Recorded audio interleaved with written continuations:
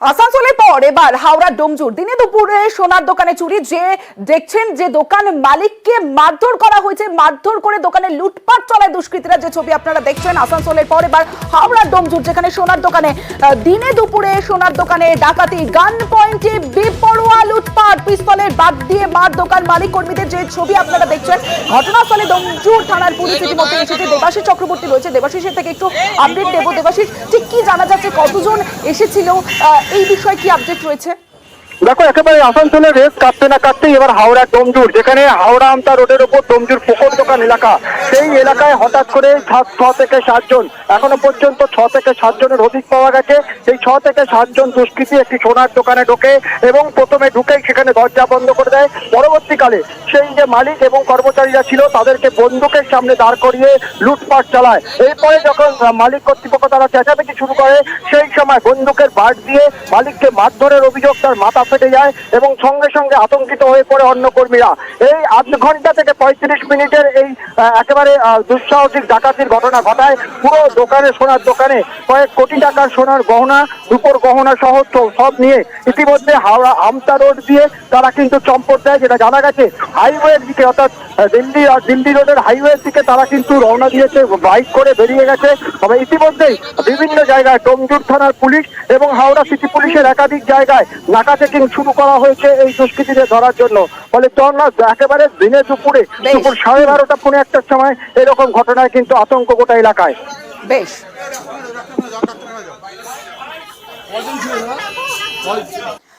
এবার রানীগঞ্জের ডাকাতির আপডেটের দিকে নজর রাখবো, কারণ গত পরশু অর্থাৎ রবিবার 9 জুন দিনে দুপুরে, ভর দুপুরে ডাকাতি, এবং সেখানে যে সিসি ক্যামেরা ফুটেজ, হারিম করা সিসি ক্যামেরা ফুটেজ আপনারা দেখছেন। 7 ডাকাত তারা নামি সোনার দোকানে ঢোকে এবং সেই সোনার দোকানে ঢুকে লুটপাট চালায়, যেখানে পুলিশের সঙ্গে ডাকাত দলের গুলির লড়াইয়ের সিসি ক্যামেরা ফুটেজ আমরা দেখেছি। সেই ডাকাতির ঘটনায় এবার ধৃত আরো এক, গতকাল একজনকে গ্রেফতার করে পুলিশ এবং সেই ঘটনায় আরো একজনকে গ্রেফতার করলো পুলিশ।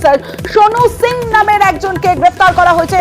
দীপক রয়েছে আমার সঙ্গে, যাব তার আগে একটা ছবি দেখাবো আপনাদের, যে যেমনটা আমরা জানতে পারছি যে এখনো পর্যন্ত বেশিরভাগ সোনাই উদ্ধার করা গেছে এবং সিসি ক্যামেরা ফুটেজ, এবং সেই সিসি ক্যামেরা ফুটেজ আপনাদের দেখাচ্ছি। তার সঙ্গে দেখাচ্ছি যে বেশিরভাগ সোনাই উদ্ধার করা গিয়েছে। যে সোনা লুটপাট চালানো হয় নামি সোনার দোকান থেকে, সেই সোনা ইতিমধ্যেই উদ্ধার করতে পেরেছে পুলিশ। যেমনটা আমরা পুলিশের সূত্রে জানতে পারছি, সোনু সিং নামের একজনকে গ্রেফতার করেছে, গতকালকে একজনকে গ্রেফতার করা হয়েছিল এবং এই নিয়ে এই ডাকাতির ঘটনায় ধৃত মোট 2 জন, আরো 5 জনের খোঁজে তদন্ত চালাচ্ছে পুলিশ। দীপক রয়েছে আমার সঙ্গে, দীপকের সঙ্গে কথা বলবো। দীপক, এই যে 2 জন এখনো পর্যন্ত গ্রেফতার হয়েছে, তাদের জিজ্ঞাসাবাদে কি কোনো তথ্য এখনো পর্যন্ত উঠে এসেছে? দেখো, ধৃত 2 জনকেই জিজ্ঞাসাবাদ করছে আসানসোল দুর্গাপুর পুলিশ এবং বাকি যে 5 জন তাদের সঙ্গী ছিল তাদেরকে তাদের সন্ধানে খোঁজ চালাচ্ছে পুলিশ। আমরা দেখেছিলাম গতকালই সুরজ সিং নামে এক যুবককে গ্রেপ্তার করে সেই ডাকাতির ঘটনার সঙ্গে যুক্ত থাকে এবং তাকে আদালতে তোলার পর পুলিশ 14 দিনের নিজেদের হেফাজতে নেয় এবং সুরজকে কালকে জেরা করে জানতে পারে কি সোনু সিং, যে রানীগঞ্জে ডাকাতির ঘটনায় পুলিশের গুলিতে গুলিবিদ্ধ হয়েছিল সোনু সিং, তার ধানবাদের এক হাসপাতালে চিকিৎসা চলছে। এরপরে আসানসোল দুর্গাপুর পুলিশ এবং ঝাড়খণ্ডে থাকা আসানসোল দুর্গাপুর পুলিশের টিম যৌথভাবে হানা দেয় ওই হাসপাতালে। এরপরে সোনু সিংকে গ্রেপ্তার করে পুলিশ সূত্রে জানতে পারছি সোনু সিং হচ্ছে বিহারের সিবানের বাসিন্দা এবং গতকাল যাকে সুরাজকে গ্রেপ্তার করা হয়েছিল, সুরাজও হচ্ছে বিহারের গোপালগঞ্জের বাসিন্দা। অর্থাৎ এই 2 জনই বিহারের বাসিন্দা। তাই পুলিশ মনে করছে যে এই দলের বাকি 5 জন সদস্য কিন্তু বিহারেই বাসিন্দা হয়ে থাকতে পারে। যে আসানসোল দুর্গাপুর পুলিশের যে টিম পাঠানো হয়েছিল বিহারে, সেই টিম বিহার পুলিশের সাহায্য নিয়ে পরে গোপালগঞ্জ এবং সিবান এলাকায় কিন্তু তল্লাশি শুরু করেছে এবং যে সিসিটিভি ছবি সংগ্রহ করেছে পুলিশ রানীগঞ্জ থেকে, সেই সিসি ক্যামেরার ছবি কিন্তু বিহার পুলিশের সঙ্গে সাহায্য চেয়ে পড়ে তাদের সন্ধান জানার চেষ্টা চালাচ্ছে এবং এই ধৃত 2 জনকে পুলিশ গ্রেপ্তার করে বেশ কিছু সোনা উদ্ধার করেছে, ম্যাগাজিন উদ্ধার করেছে, কার্তুজ উদ্ধার করেছে এবং যে গাড়ি লুট করে নিয়ে যাওয়া হয়েছিল মহিশিলা থেকে 4 চাকা গাড়ি, সেই 4 চাকা গাড়িও উদ্ধার করেছে এবং পুলিশ এখন প্রাথমিক পর্যায়ে রয়েছে। 5 জন এখনো নিখোঁজ, তাদের খোঁজেই তল্লাশি শুরু করেছে পুলিশ। অন্যদিকে বিহার পুলিশের সাহায্য নিচ্ছে, সিসি ক্যামেরা ফুটেজ খতিয়ে দেখছে পুলিশ।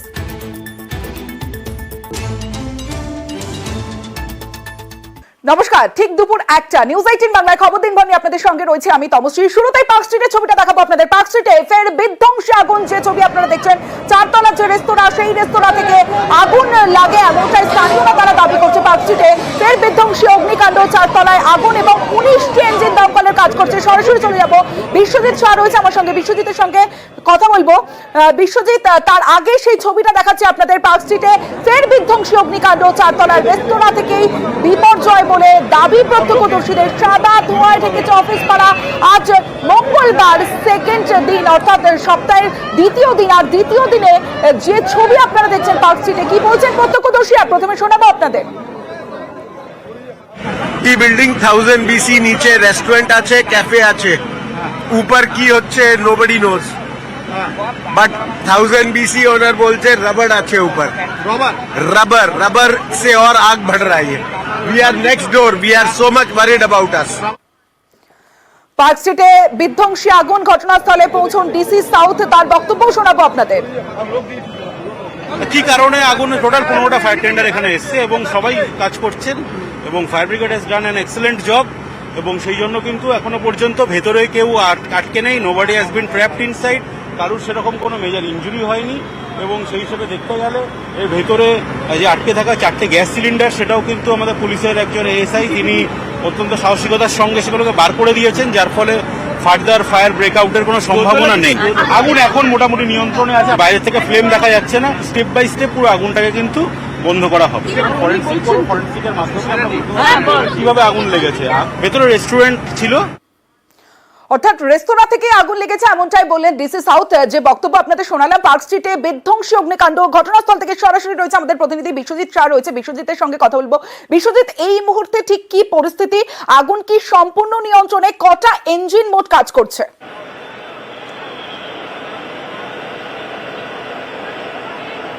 দেখো, আগুন অ্যারেস্ট হলেও একেবারে সম্পূর্ণ নিয়ন্ত্রণে এমনটা বলা যাবে না, কারণ মাঝে মাঝেই কালো ধোঁয়ায় ভরে যাচ্ছে। আমরা সেই ছবিটাই একবার দেখাবো যে এই যে রেস্তোরাঁ, এই রেস্তোরাঁর দ্বিতীয় তল রয়েছে, তৃতীয় তলে যেখানে একেবারে পুরোটাই টিনের আচ্ছাদন এবং এই যে উপরের যে কনস্ট্রাকশন, সেই উপরের কনস্ট্রাকশনেই কোনো একটা নির্মাণ কাজ হচ্ছিল এবং সেখান থেকেই আগুন লেগে যায় বলে প্রাথমিকভাবে ধারণা। এখনো পর্যন্ত দমকল রয়েছে, দমকলের আধিকারিকরা রয়েছেন এবং যে এক এক করে যে 19টা দমকল এসছে, দমকলের ইঞ্জিন এসছে এবং সেই দমকলের এখনও অনেকগুলি ইঞ্জিন রয়েছে এবং আমরা যদি দেখি যে তাহলে আশেপাশে এখনও ধোঁয়া, কালো কালো ধোঁয়া বেরোতে দেখা যাচ্ছে। আমরা একটু ওপরের দিকে দেখলেই দেখবো যে এই যে কনস্ট্রাকশন, তার যে বাইরে অর্থাৎ ডান দিকে, বাঁ দিকে এবং পেছনের দিকে পুরোপুরি লম্বা এই কনস্ট্রাকশন এবং দোতলার ওপরে যে অংশটা নির্মাণ করা হয়েছে সেটি পুরোপুরিভাবে টিনের আচ্ছাদন এবং পুরোপুরিভাবে ঘেরা। আর তার ফলে এই ফায়ার ফাইটিংয়ে বেশ অসুবিধার মধ্যে পড়তে হয় প্রাথমিকভাবে ফায়ার ফাইটিংয়ে এবং এই মুহূর্তেও আমরা দেখছি যে আগুন অ্যারেস্ট করা গেলেও সম্পূর্ণভাবে নিয়ন্ত্রণ আনতে এখনো পারা যায়নি। এখনো পর্যন্ত আগুন অ্যারেস্ট হয়েছে কিন্তু সম্পূর্ণ নিয়ন্ত্রণে আসেনি। বেশ কিছু জায়গায় এখনো ধোঁয়া বের হচ্ছে, পকেট ফায়ার রয়েছে। আর বহুতলের উপর এই যে নির্মাণ, এই টিনের নির্মাণেই কিন্তু প্রশ্ন উঠছে, কারণ পার্ক স্ট্রিটের আগুনে ফের প্রশ্নে নজরদারি। পার্ক স্ট্রিটের আগুনে ফের প্রশ্নে নজরদারি, বারবার নিষেধাজ্ঞা সত্ত্বেও অবৈধ নির্মাণ। সরাসরি চলে যাব, বিশ্বজিৎ শাহ রয়েছে আমার সঙ্গে, বিশ্বজিতের সঙ্গে কথা বলবো। বিশ্বজিৎ, যে বিষয়টা তোমার কাছে জানতে চাইবো যে এই যে টিনের নির্মাণ, এই টিনের নির্মাণে আজ আগুন লাগলো বলে প্রকাশ্যে আসলো, এর আগে কি জানা ছিল না যেখানে একটা টিনের নির্মাণ রয়েছে এরকম একটা বহুতলের উপরে?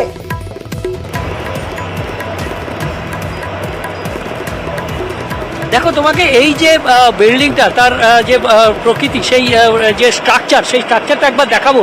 যে নিচু তলায় একটি রেস্তোরাঁ রয়েছে এবং ওপরের তলাতেও একটি রেস্তোরাঁ রয়েছে, অর্থাৎ নিচের যে ফ্লোর রয়েছে সেখানে একটি রেস্তোরাঁ যেটি এখনও চালু আছে এবং ওপরের যে ফ্লোরের যে রেস্তোরাঁ, যেটি একেবারে দোতলার ওপরে পুরোটাই টিন দিয়ে ঘেরা, সেই রেস্তোরাঁ বেশ কয়েক মাস হলো বন্ধ রয়েছে, কারণ এক্সাইজের সঙ্গে, ডিপার্টমেন্টের সঙ্গে কোনো একটা যে আইনি কোনো ব্যবস্থার জন্য এটি বন্ধ রয়েছে। কিন্তু তার থেকেও বড় প্রশ্ন যে এখানে এভাবে রেস্তোরাঁ তৈরি হলো, অর্থাৎ দোতলা পর্যন্ত যে নির্মাণ, সেই নির্মাণ যে নকশা সাধারণত পুরসভাগুলো অ্যালাউ করে সেই ধরনের নকশা রয়েছে, কিন্তু তারপরে যে কনস্ট্রাকশন সেখানে একেবারে পুরো টিনের যে কনস্ট্রাকশন সেই নির্মাণ নিয়ে প্রশ্ন আছে। যে আমরা কলকাতা পুরসভার যারা আধিকারিক এখানে তদন্তে রয়েছেন এসেছিলেন তাদের সঙ্গে কথা বলেছি, যদিও তারা ক্যামেরার সামনে আসতে চাননি, কিন্তু এই যে বিল্ডিং সেটি বহু পুরনো, সেভাবেই চলে আসছে, এভাবেই তারা বললেন, অর্থাৎ এটি আইনি না বেআইনি সেই ব্যাপারে তারা মুখ খুলতে নারাজ। অর্থাৎ এই যে বিষয়টা, অর্থাৎ দীর্ঘদিন ধরে একই নির্মাণ নিয়ে একটা প্রশ্ন কিন্তু উঠে গেল। বিশ্বজিৎ, তুমি পরিস্থিতির উপর নজর রাখো, পরবর্তীতে আরো আপডেট নেব তোমার কাছ থেকে। কেন কি আছে ওপরে? উনি যে নিয়ে আছে সে বলতে পারবে, আমি তো ছিলাম না, আমি বাইরে ছিলাম আমার বিদেশে। ফার্স্ট ফ্লোরে কিছু নেই, ওটা আমারই না, 3টে তলা। ও তো ওখানে কাজ করবে, বানাবে, ওখানে কি রেস্টুরেন্ট ওপরে কি বানাবার চেষ্টা করছিল, ফাঁকা ছিল, সব কাজ হচ্ছিল, ও বানাবে এখানে হচ্ছিল। তো ওই মিস্ত্রিদের যে কাজে আমার মনে হচ্ছে কিছু হয়েছে। ভেতর থেকে এতটা আগুন আসছে কেন? রাবার থেকে। রাবার? হ্যাঁ। রাবার কেন? কি হয় কি রাবার নিয়ে লাগাচ্ছিল সে আমি বলতে পারবো না, ওনাকেই জিজ্ঞেস করবো। ডেকোরেশনের জন্য রাবার? হ্যাঁ। দমকল মন্ত্রী সুজিত বসুর দাবি নজরদারির দায়িত্ব পুরসভার, কিন্তু বিল্ডিং বিভাগের উপরেই দায় চাপাচ্ছে আবার কাউন্সিলর। শোনাবো তাদের বক্তব্য। ফায়ার ব্রিগেড এবং পুলিশ দুর্ধর্ষ কাজ করেছে, দুটো ডিপার্টমেন্টই দারুণ কাজ করেছে। Fire is totally under control now, everything is fine, ভিতরে কেউ ছিল না। This are just restaurants. Police এবং ফায়ার ব্রিগেড ওনারা ইনভেস্টিগেশন করবেন। এগুলো দেখতে পাচ্ছি স্ট্রাকচার, ওগুলোর কি অনুমতি রয়েছে? সেটা দেখুন, এটা বিল্ডিং ডিপার্টমেন্ট বলতে পারবেন, এটা অনেক দিনের এরকম আছে, সো বিল্ডিং ডিপার্টমেন্ট এই ডিটেলস গুলো বলতে পারবে। ব্যবস্থা নেবেন আইনত? আইনত আমাদের যা ব্যবস্থা আছে সেটা নেবো, বাদ বাকি কর্পোরেশনেরও পার্ট আছে, কেননা বিল্ডিং সেকশন তো আমরা দেখি না, বিল্ডিংটা দেখে হচ্ছে আপনার কর্পোরেশন। আমাদের কাজ হচ্ছে ফায়ারের দিক থেকে যা যা জিনিসগুলো আছে আমরা সেটা দেখি। Thank you.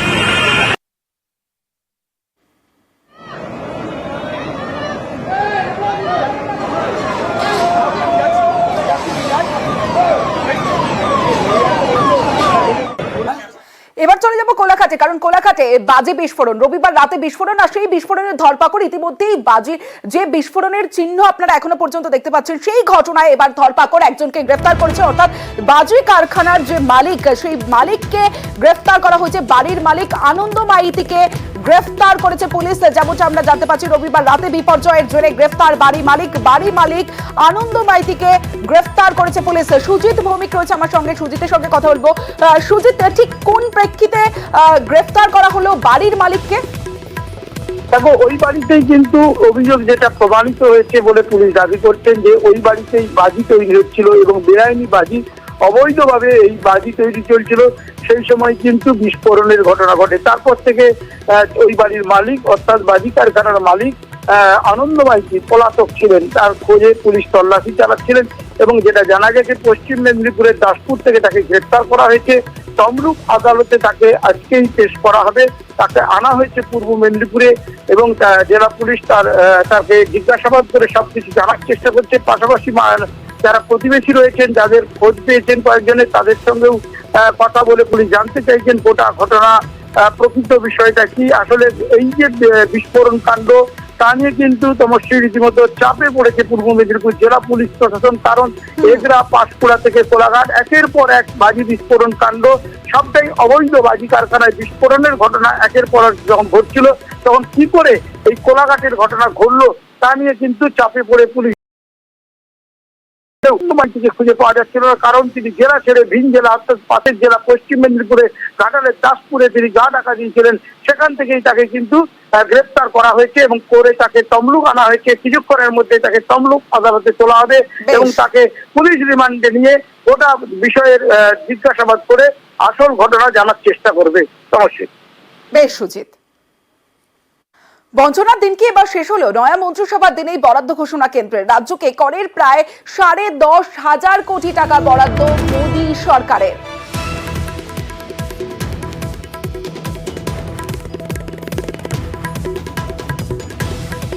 প্রত্যক্ষ এবং পরোক্ষ কর বাবদ 4,60,000 কোটি টাকা বাংলা থেকে তুলে নিয়ে গিয়ে রাজনৈতিক প্রতিহিংসা পরায়ণতার কারণে বছরের পর বছর টাকা আটকে রাখা, এর যোগ্য জবাব বাংলা বিরোধীদের বাংলার মানুষ দিয়েছে। তাদের হয়তো বিলম্বিত বোধোদয় হয়েছে, কিন্তু বাংলার যে পরিমাণ টাকা পাওনা আছে আর তার কম্প্যারিজনে যে পরিমাণ টাকা বরাদ্দ করা হয়েছে, এটা পর্বতে মুশিক প্রসব ছাড়া কিছু নয়।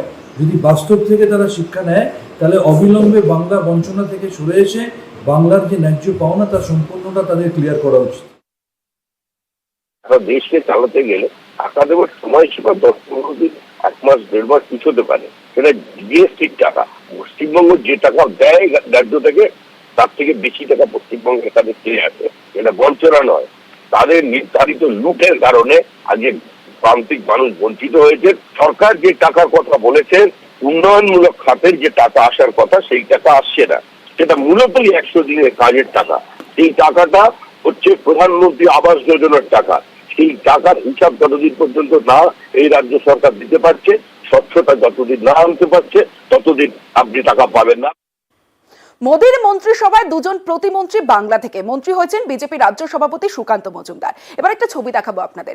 দিলীপ ঘোষকে প্রণাম করে দায়িত্ব নিলেন মন্ত্রী সুকান্ত মজুমদার। শিক্ষা উত্তর পূর্ব উন্নয়ন মন্ত্রকের প্রতিমন্ত্রীর দায়িত্বে সুকান্ত মজুমদার। এদিন দিলীপ ঘোষকে প্রণাম করে কাজ শুরু করেন সুকান্ত মজুমদার।